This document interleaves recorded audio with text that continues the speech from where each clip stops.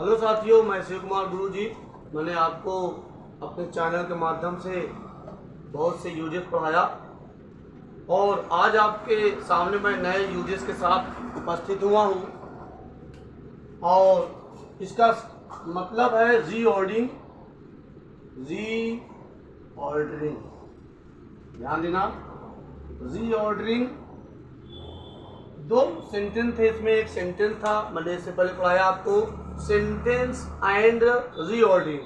तो मैं पिछले एपिसोड में आपको सेंटेंस के बारे में बताया था और आज मैं आपको बताऊंगा रीऑर्डरिंग का मतलब क्या होता है। रीऑर्डरिंग का मतलब होता है कि कुछ सेंटेंस हमारे इधर उधर होते हैं, कुछ वाक्य क्या होता है इधर उधर होते हैं, टेढ़-मेढ़ होते हैं। जैसे मैं आपको एक एग्जांपल बताऊं, जैसे मैंने आपके सामने बताया कि जैसे आराम, रीडिंग, फिर इज, फिर बुक, फिर द।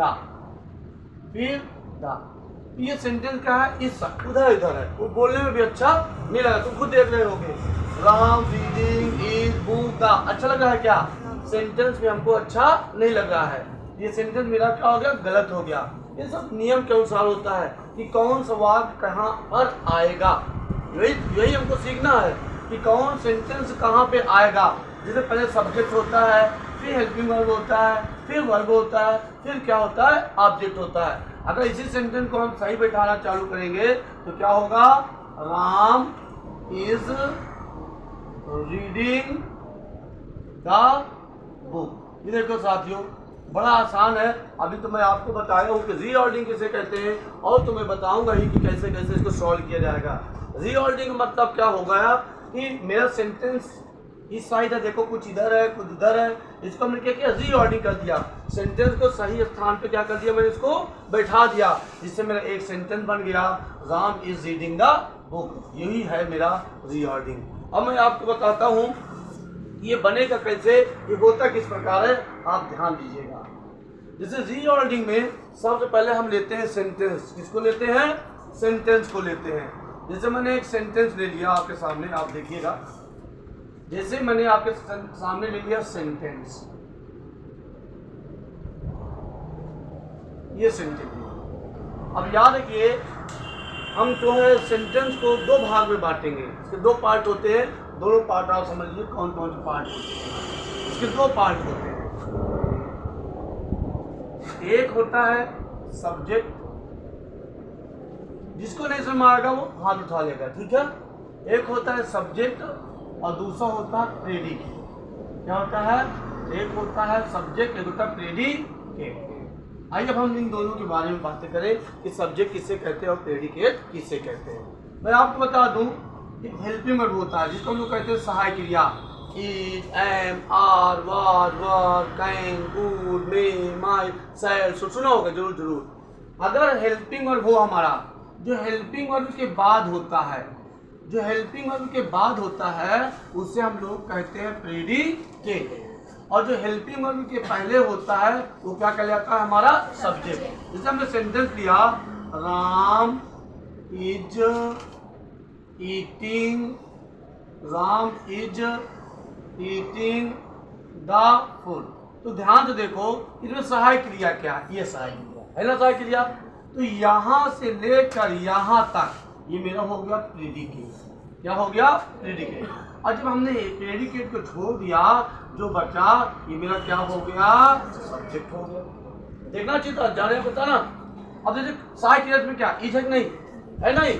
अब क्या हो गया, इज के बाद यहाँ से लेके पूरा जितना भी है वो सब हो गया मेरा प्रेडिकेट। और प्रेडिकेट को छोड़ करके बाकी सब तक जिसे क्या कहते हैं, सब्जेक्ट। और देख लिया, जैसे number 2, she was learning the lesson। अच्छा ये बताओ, इसमें सहायक क्रिया कौन है, कौन बताएगा? इसमें सहायक क्रिया, हाँ बोलो, कौन सा सहायक क्रिया? वाज। वेरी गुड, बैठ जाओ, बहुत सही। ये क्या है? वाज है। अब यहाँ से अंत तक, यहाँ से अंत तक मेरा क्या हो जाएगा, प्रेडिकेट। जब मैंने प्रेडिकेट को छोड़ दिया तो क्या बचा, और ये क्या हो गया, मेरा सब्जेक्ट हो गया। समझ नहीं? तो इसमें हम अभी आपको क्या बताए कि सेंटेंस के दो भाग होता है, एक होता है सब्जेक्ट, एक होता है प्रेडिकेट। तभी हम कुछ नहीं जानेंगे, केवल इतना जानेंगे कि सब्जेक्ट किसे कहते हैं और प्रेडिकेट किसे कहते हैं। तो जो हेल्पिंग वर्ब से लेकर अंत तक सभी मेरा हो गया प्रेडिकेट, और इससे पहले हो गया क्या हो गया सब्जेक्ट। अच्छा, एक सेंटेंस और लेते हैं, जैसे a good boy is sleeping in the room. चलो अब की गर्ल्स में बताएंगे, और तो इसमें सहायक क्रिया कौन है, कौन से बताएंगे? वेरी गुड, सब लोग हाथ उठा लिए, बहुत सही। तो पहले कौन बताएंगी? चलो तुम बताओ, इसमें सहायक क्रिया कौन है? इज से लेकर अंत तक ये मेरा क्या हो गया? प्रेडिकेट। इसको छोड़कर जो बचा क्या हो गया? मेरा क्या हो गया? सब्जेक्ट। कभी कभी क्या होता है कि प्रेजेंट इंडेफिनिट और पास्ट इंडेफिनिट में सहायक क्रिया चुनने में हमको क्या होता है? दिक्कत होता है। तो इसको हम कहाँ से चुनते हैं? जहाँ से वर्ब चालू होता है। कहाँ से? वर्ब से। वर्ब से लेकर के अंत तक मेरा होगा प्रेडिकेट, और वर्ब से छोड़कर अंत तक छोड़ दो, मेरा क्या हो जाएगा? सब्जेक्ट। जैसे मैं आपको एक एग्जांपल और दिखाना चाहता हूँ। जैसे मैंने कहा ही रीड्स द बुक, तो इसमें हमको क्या दिखाई पड़ा कि इसमें से सहायक क्रिया दिखाई नहीं पड़ता, लेकिन ये क्या है? वर्ब है। इसके अंदर जो है वर्ब छिपा रहता है, वर्ब के फर्स्ट फॉर्म में एस या ई एस ऐसे कुछ छिपा रहता है। तो यहाँ से लेकर यहाँ तक मेरा हो जाएगा प्रेडिकेट, और यहाँ से यहाँ तक मेरा क्या हो जाएगा? जैसे एक सेंटेंस हम नेगेटिव ले लें, नेगेटिव, जैसे she does not eat the food. अब देख लेना, अब देखो इसमें सहायक क्रिया क्या है? Does not. यहाँ तक क्या हो गया मेरा? प्रेडिकेट, और ये क्या हो गया मेरा? सब्जेक्ट। तो ये बताओ आपको सब्जेक्ट और प्रेडिकेट में समझ में आया नहीं कि सब्जेक्ट किसे कहते हैं, प्रेडिकेट किसे कहते हैं? समझ में आ गया? किसी को दिक्कत है? पहले इसको क्या करते, मैंने आपको बताया कि सब्जेक्ट किसे कहते हैं और प्रेडिकेट किसे कहते हैं। तो मेरा उम्मीद है कि मैंने आपको समझाया था सब्जेक्ट किसे कहते हैं और प्रेडिकेट किसे कहते हैं। अब हम लोग बातें करेंगे सब्जेक्ट की, इसके बारे में बातें करेंगे। प्रेडिकेट तो एक साइड रहेगा ही रहेगा, इससे कोई मतलब नहीं है, लेकिन हम लोग किसके बारे में बातें करेंगे? सब्जेक्ट। अब सब्जेक्ट के कितने भाग बनते हैं? दो भाग बनते हैं। सब्जेक्ट कितने भाग बनेंगे? दो भाग बनेंगे। तो कौन कौन सा होता है? ध्यान से देखिएगा कौन कौन सा होता है। एक होता है क्वालिफायर। कौन सा? क्वालिफायर, ठीक है। और एक होता है मेन वर्ड। क्या होता है? मेन वर्ड या हेड वर्ड या हेड। और इसके बाद हमारा प्रेडिकेट तो आगे रहेगा ही रहेगा, इससे हमारा कोई मतलब। अब प्रेडिकेट का मतलब हो गया जो हेल्पिंग वर्ब के बाद होगा। जो हेल्पिंग वर्ब के बाद क्या होगा? तो मेरा प्रेडिकेट कहलाएगा, और जो हेल्पिंग वर्ब के पहले होगा वो क्या कहलाएगा? सेंटेंस कहलाएगा। ठीक है। अच्छा, ये वाला ठीक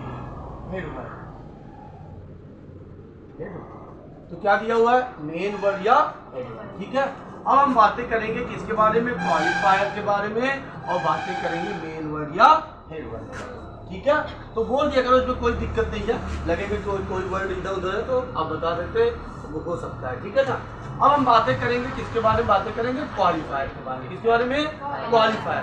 क्वालिफायर क्या करता है? या सब्जेक्ट की ओर संकेत।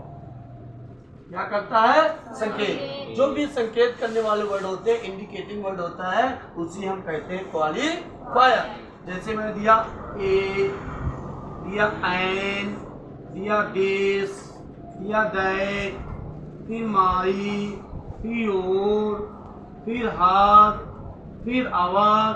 जो भी इंडिकेट वर्ड होते हैं नाउन से पहले होते हैं। किससे होते हैं? मेन वर्ड से पहले होते हैं। जैसे मैंने कहा ए, कोई नाउन ले लो, एक पेन, लड़का, लड़की, कॉलेज, किताब, कोई भी नाउन ले लो। नाउन मतलब कोई व्यक्ति हो सकता है, वस्तु हो सकता है, स्थान हो सकता है। जैसे मैंने कहा ए बॉय, क्या बोला? A boy. तो ये हो गया मेरा, क्या हो गया, क्वालिफायर। ये क्या हो गया, क्वालिफायर। और बॉय क्या हो गया, मेन वर्ड या हेड वर्ड। इसके बाद मेरा क्या आता है, प्रेडिकेट। अभी प्रेडिकेट तो मैंने बताया हेल्पिंग वर्ब के बाद आता है। अभी जब आगे बताऊंगा तो प्रेडिकेट भी मेरा सॉल्व हो जाएगा, इसमें इन्वॉल्व हो जाएगा। अब मैंने क्या किया, ए बॉय, पहले क्या आएगा, पहले ए आएगा, बाद में क्या आएगा, बॉय आएगा। ए हो गया मेरा क्वालिफायर। अब बॉय क्या हो गया, मेन वर्ड या हेड वर्ड। जैसे आयन एप्पल, आयन एप्पल, तो आयन क्या हो गया मेरा, क्वालिफायर, और मेन वर्ड क्या हो गया, एप्पल हो गया। अब कोई बात ले लो, जैसे दिस, जैसे दैट, जैसे माई, जैसे योर, जैसे हार, जैसे आवर, कोई भी ले लो। जैसे दिस बुक, दिस बुक, जैसे दैट चेयर, दैट चेयर, जैसे माई, कोई बता दो, फ्रेंड्स, बहुत सही, माई फ्रेंड्स, मेरे दोस्त, बहुत ढेर सारे दोस्त हैं। फिर अब जैसे योर लगा लो, कोई भी योर ले लो, योर ब्रदर, ये ले लो, योर ब्रदर। फिर हर सिस्टर, ये लो सिस्टर, कोई भी नाउन ले लो। आवर, आवर कंट्री, ये ले लो, आवर कंट्री, हमारा देश। देख लो, तो जो इंडिकेटिंग वाले शब्द होते हैं, जो भी संकेत करने वाले वाक्य होते हैं, वो मेरा कहलाता है क्वालिफायर। और जिधर संकेत करता है इसे कहते हैं मेन वर्ड या हेड वर्ड। अच्छा, एक बार बताना तुम लोग, हमको बताना, ठीक है। जैसे मैंने कोई एक सेंटेंस ले लिया, जैसे मैंने लिया डैड डैड डैड डैड, लगा दिया। फिर ने कहा is sleeping, is sleeping in the room, ठीक है, ये मैंने ले लिया। और फिर मैंने एक कोर्स में लिख लिया बॉय, फिर लगा लिया ए। तो अब ये बताओ, इन दोनों में पहले क्या आएगा, बॉय आएगा कि ए आएगा, ए आएगा ना। तो कोर्स में क्या हो गया, ए बॉय। ये हो गया मेरा सब्जेक्ट, क्या हो गया मेरा सब्जेक्ट। सब्जेक्ट मतलब मेरा क्वालिफायर। तो पहले क्या आएगा, क्वालिफायर आएगा, फिर क्या आएगा, मेन वर्ड। चलो अच्छा, एक और क्वेश्चन बताओ। जैसे मैंने that that that that that यहाँ तक आ गया, फिर मैंने लगाया कि are learning the lesson, lesson. अब मैंने क्या किया, कोर्स भी यहाँ लगा दिया, फ्रेंड्स लगा दिया, क्या लगा दिया, फ्रेंड्स लगा दिया। और फिर यहाँ लगा दिया आवर, क्या लगा दिया, आवर। अब इसमें तो दोनों में भरना था। अब बताओ इसमें दोनों में क्या आएगा, वेरी गुड। पहले आएगा आवर, फिर क्या आएगा, फ्रेंड्स। तो पहले आता है क्वालिफायर, फिर आता है मेन वर्ड। तो क्या हो जाएगा, आवर फ्रेंड्स। बोलो समझ रहा है कि नहीं, क्या आएगा, आवर फ्रेंड्स। क्यों ढेर सारा है, इतने सारे क्लियर कर लग गया, हरा समझ सबको। चलिए अच्छा, एक और बताइए आप यही बात में। फिर तो जैसे मैंने तीसरा दिया, जैसे that that that that that that भर लिया यहाँ तक मैंने, फिर लिख दिया हैव ईटेन द फूड, इतना लगा लिया। और पोस्ट भी लगा दिया यहाँ पर, मैंने ढेर सारा लगा दिया सिस्टर्स, क्या लगा दिया, सिस्टर लगा दिया।